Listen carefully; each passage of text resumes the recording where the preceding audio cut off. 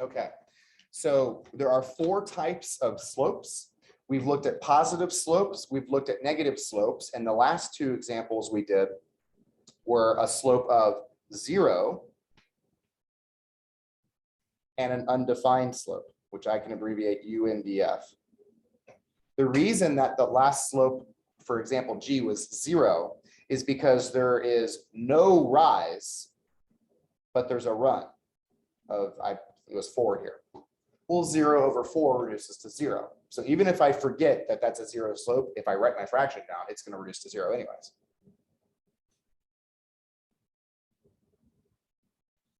This one, however, has a rise, but no run. What's wrong with putting 0 on the bottom of the fraction? Maddie? You can't divide a number by 0. That's right. You cannot divide a number by 0. It is undefined. We've learned that this year. For that reason, 0 cannot ever be the bottom number of a fraction because that's the number you're supposed to be dividing by. So if you ever get 0 as the bottom number of your fraction, that means the line was vertical straight up and down. And it has no, I shouldn't even say it has no slope. It's an undefined slope. It doesn't exist. Okay. At least I can say this slope exists. All right. So here's how I remember them. A positive slope. Think like an escalator. If you board the escalator from the left side and the slope takes you uphill, that's a positive slope. If you board the escalator from the left side and it takes you down a few floors, that's a negative slope. If you board the escalator from the left side and it doesn't take you up or down any floors, that'd be like one of those people movers at the airports. You guys have been on one of those before? Oh, yeah. Where you get on it and it's like you're speed walking through everybody. And then you have to walk around the people who are just like relaxing on it. I'm like, what are you doing? Just walk, like use your superpowers right now, right? So that would be slope of 0 because you didn't go up or down, completely flat. And then if your escalator isn't really an escalator, it's instead an elevator, that would be undefined. Okay. You don't ride on an elevator, you ride in an elevator, otherwise you would die. Right. Another way to remember it. If I was sledding on this line here, I'd have fun. If I was sledding on that line there, I'd also have fun. If I was sledding on this line here, how much fun would I have? I'd have 0 fun. That's a 0 slope line. What if I was sledding on this line? I would die. That's not a slope, guys. That's a cliff, right? We would fall to our death there. So to be a slope, it can't be a cliff. Okay. You can say that there is no slope. That would be true for this one. You cannot say that there's no slope there. There's something going on there. It's very dangerous. That's instead, we would just say it's a cliff, right? Escalator, escalator, escalator, elevator, slope, slope, slope, cliff. The undefined one is the one that's going to go straight up and down. Okay, so let's get to part 2 of the lesson because the slope lesson is 2 parts. On the 8th grade homework that you guys are doing today, you'll see some problems like this where you're going to have to graph a line on the coordinate plane. So the reason I had you guys do the graphing worksheet that we graded is because in order to graph a line on the coordinate plane, we have to know how to graph on a coordinate plane. It says use the given point and the slope to graph each line. This is the given point. I am 100% sure that that point is somewhere on the line. So what I should do is I should graph it. Where would -2, 0 be? What quadrant is it in? Ashlyn? No quadrant, not in one, is it? It's on the, is it the X or Y axis that it's on? Ashlyn? It's the X axis, you're right. -2, 0 is right here. Okay, -2, 0. Put that right there. You don't need to write the point. I just want to make sure you know that that's the negative. That's the point that I just graphed there. Now, for these types of problems, you're going to see a point to graph, and you're also going to see a slope. Now, slope is a fraction. What does that fraction stand for again?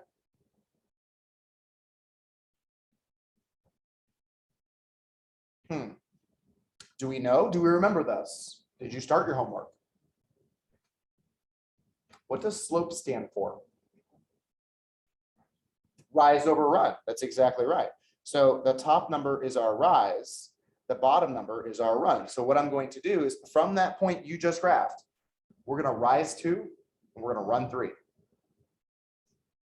From that point you just graphed, we are gonna rise 2, and we are gonna run 3.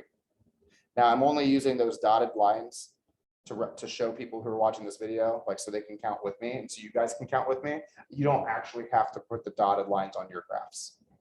All you need is 1 point, the starting point, and then a second point. The slope is your directions to a second point. You already have 1 point given to you. The slope is the directions to the second point. How many points do you think you need to graph a line?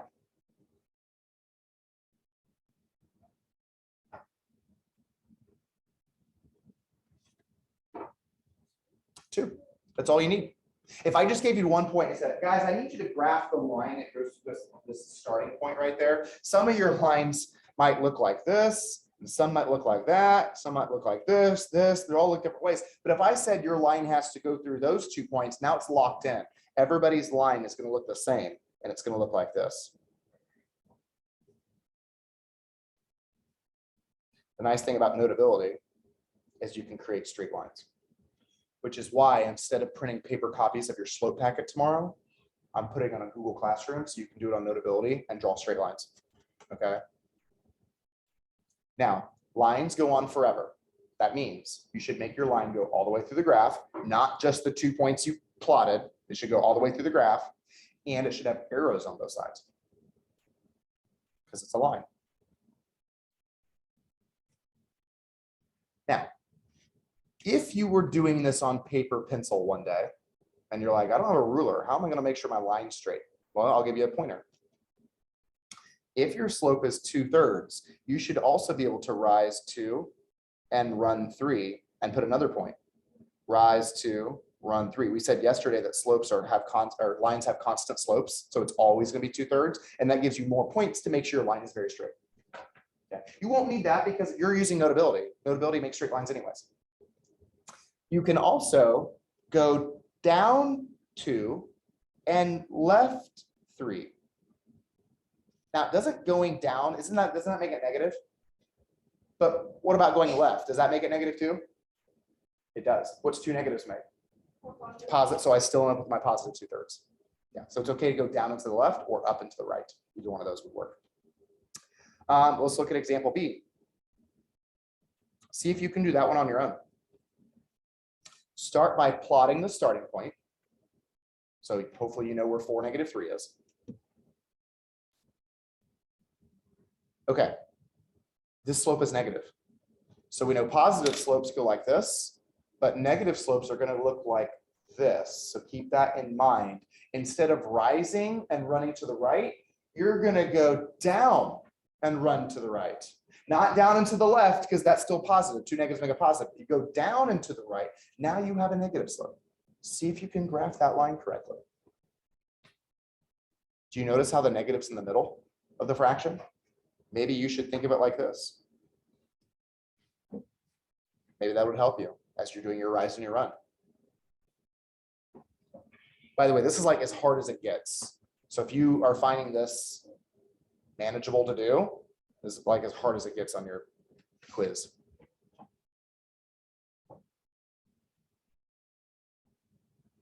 Okay, so first of all, 4, -3 is right here down in quadrant 4. Did everyone at least plot that point correctly? Okay, so I can give you credit. Give me some credit. The slope of -1/3 means I'm going to go down 1 because it's -1 over 3. Should be right there on the edge of where my coordinate plane stopped. Right there, that's enough for me to graph that line. Now you could also, now I haven't graphed it yet. I'm going to in a second. You could also, instead of thinking of it as -1 over 3, you could think of it as +1 over -3. Because remember, it doesn't matter which number you think of as being the negative number. If I think of it as +1 over -3, that means I would go up 1 and then left 3 because it's negative run. It's a lot of dots. And that would put me right here. Does it matter which 2 points I use? No, because they're both on the line. I can draw a straight line that'll go through those points. Put arrows on both sides, and that's it. You only need 2 points, but it's nice to know if a third point actually checks that your line checks out that it's right. Okay, so challenge question for you. What if my starting point, what if it was right here and my slope was -2, let's say -5/2. Let's say it was -5/2. Can I go down 5 right 2? I mean, I could, but am I on the graph anymore? No. So instead of thinking of it as down 5 right 2, I instead would drop the negative down here and think of it as just going, can I go up 5 and left 2? Yeah, that's the same thing. So that negative, you have the freedom to move that negative wherever you want to, as long as you don't make both of them negative. Because if I go down and left, that just changed it to a positive slope. So make sure only one of those is negative, not both. Okay, let's move on to the third example. I'm going to let you try this one on your own as well. Start by plotting your starting point. Here's the only hint I'm going to give to you. Slope is a fraction. They did not give you a fraction. How do you turn -3 into a fraction? Put it over 1. There we go. If you get an integer slope, remember how we were reducing it earlier in the lesson to integer? You can unreduce it. You can make it, put it over 1. Now you can graph it. So see if you can plot 0, 4 and then use the slope of -3 or -3/1 to plot your line. Because it is a negative slope, expect your line to go downhill from left to right. Expect your line to go downhill from left to right. If you take a step back and you look at it and your line's going uphill, you went the wrong direction.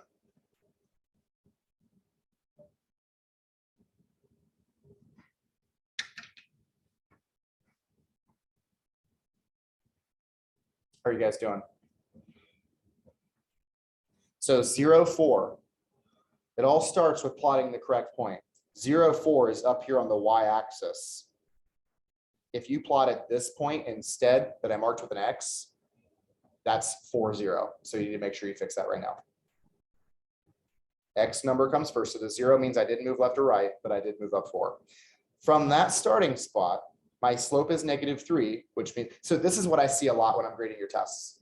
If I say a slope of -3, I see a lot of people that go down 3, and they'll say, all right, there's no bottom number, so I'm not supposed to run. And they'll just do a vertical line. What kind of slope does a vertical line have? That's the cliff. You remember, Parker? Not 0. It was undefined. I didn't say it was undefined. I said it was -3. So instead of doing a vertical line, that you know that's going to be wrong because that's undefined, that means I need to put the -3/1, and I need to just slide over 1 spot to the right, and I can put a dot right there. Or if you're weird, it's fun to be weird sometimes, you could go up 3 as long as you go left 1. And you could think of it as being 3 over -1 instead. Either way, the points are still on the same line, and it should look like this.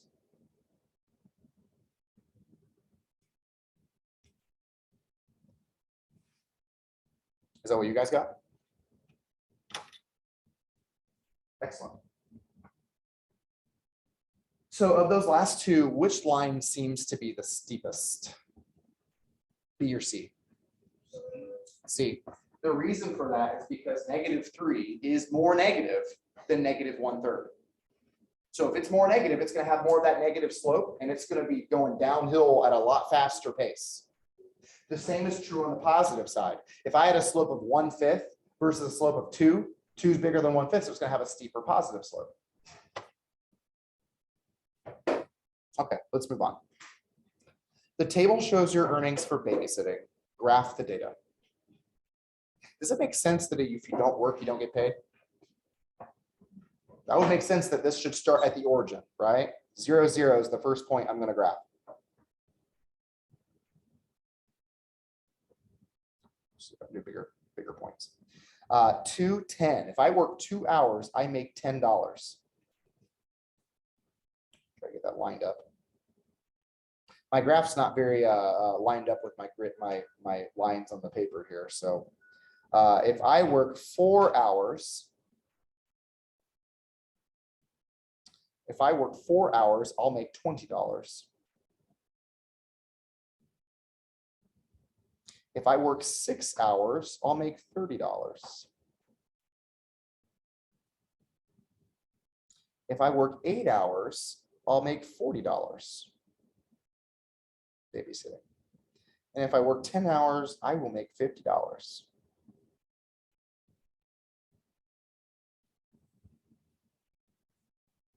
Go ahead and draw the line. Whoa. Shrink my font size down. Go ahead and draw the line that goes to those points. How well did I do?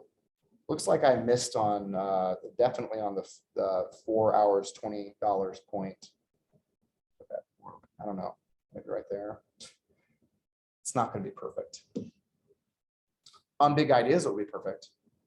If you've started your 5.5 homework from yesterday, you know there's a problem like this. Parker, I think you showed me that problem that was like this one. We just have to graph it, and then it asks you to find the slope. I believe it's a multiple choice question at the bottom where it asks you to find the slope. We're going to find the slope right here. Since I know that it starts at the origin, why don't we use this as our starting spot? To go from, sorry, I'm off camera. Let me go back. To go from this point to this point, how much do I have to rise? How much? 10. You know there's going to be some people that say I'm rising 2. Why would someone say that I'm rising 2? Yes, they're not seeing that it counts by 5s. So yes, it does go up 2 tick marks, but it's actually counted by 5s. So 5, 10. So it rises 10, and what's it run? 2. So I rise 10, I run 2. What's 10 over 2 reduced to? 5. The slope of this line is 5. Now, what does that mean in the context of this problem? If I make $10 every 2 hours, then I'm making $5 every each single hour, right? And what do we call something like that? A unit rate. Oh, it's all starting to come back to where we started. The slope of this line represents its unit rate of $5 per hour. I would want that. That's really cheap. Like, what am I babysitting? It better be a fake baby. Or I don't know, it's like you're babysitting a teenage kid that's just playing Xbox all day, and you're just watching TV while they're playing Xbox in the other room. Like, that would be cheap babysitting money, but Like, I would want like at least $10. I would hope so, right? This is pretty cheap. $5 per hour. Okay. We did problems like this. If I go back to section 5.2, do you remember how I would have been asking you, like, is this proportional? And you would have said, well, let's do, is it X on top or Y on top? Y. So we would do dollars per hour. Do you remember doing this? We'd say, okay, 10 divided by 2 is 5. 20 divided by 4 is 5. In fact, it all give us 5. So we'd say this is proportional, right? Except you can't use the origin because you can't divide by 0. So you got to skip that one. Here's what we're going to talk about next week. Every proportional relationship, if you graph it, is a line that goes through that one special point you cannot use, the origin. You can't use it because it doesn't give you any information. Of course, if I don't work, I don't get paid. But if my line goes through the origin, then instead of finding the slope by doing rise over run, I could actually take the point and just divide 10 by 2, divide 20 by 4, divide 30 by 6. I'm going to get 5 every time. Okay. Now, why do you think they only used quadrant 1 for this?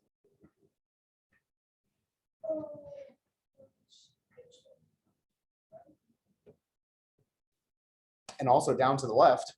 So they could use quadrant 3, right? Or maybe, why not?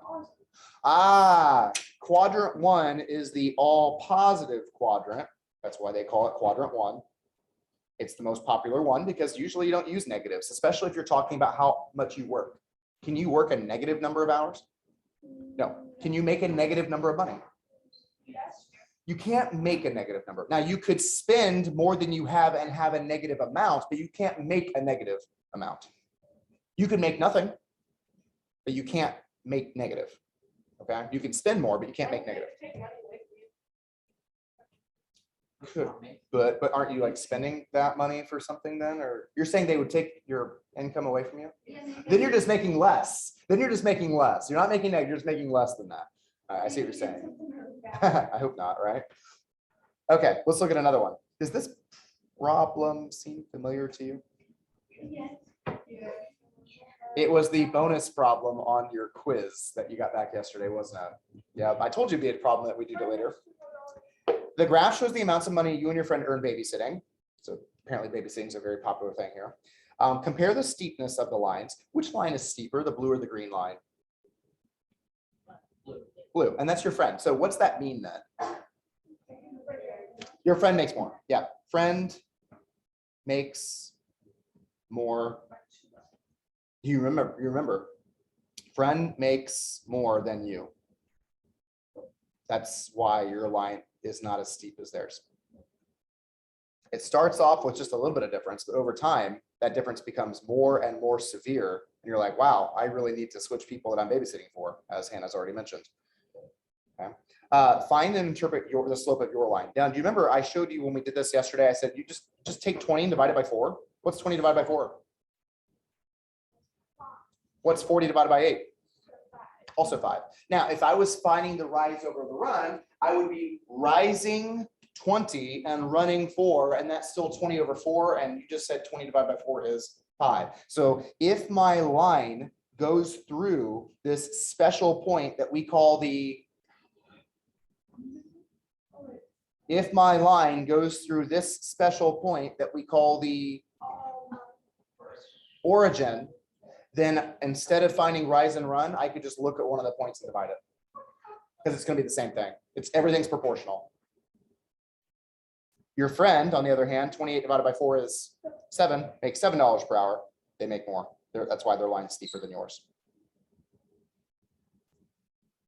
Can you give an example of when you would have a line that doesn't go through the origin? There are lots of them that don't.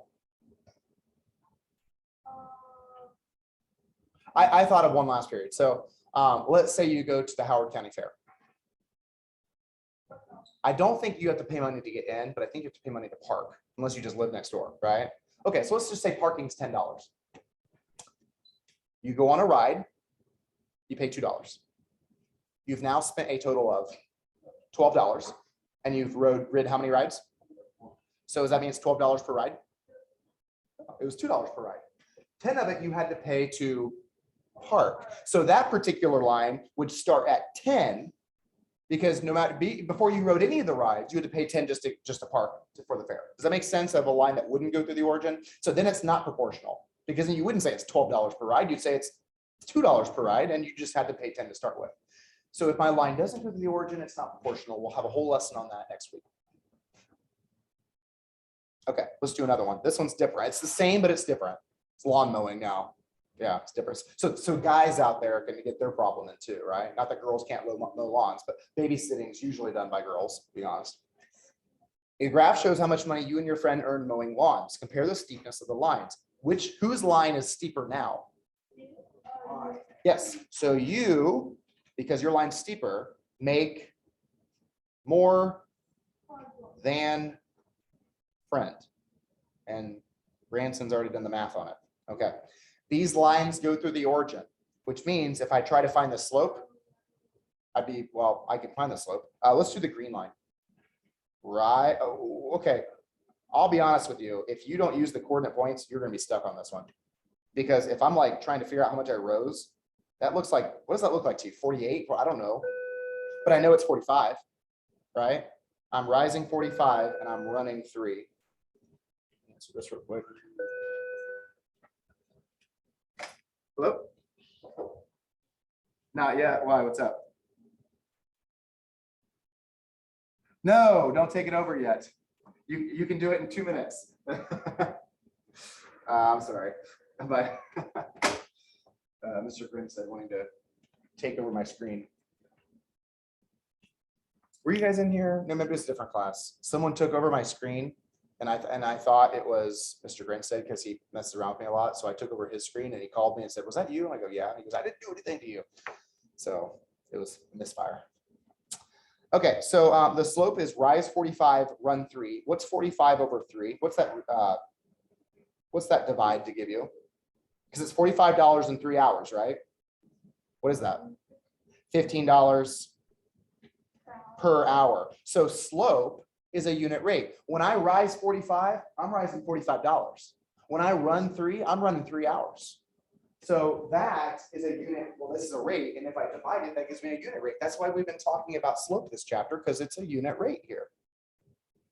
What about your line? Here, I'll save you the time. Remember, we can just divide because it goes to the origin. What's 40 divided by 4? Yeah, $40 divided by 4 hours is $10 per hour. So obviously we knew that we were making more. Can you tell me how much more? $5 more. Ah, geez. Oh no. What a jerk.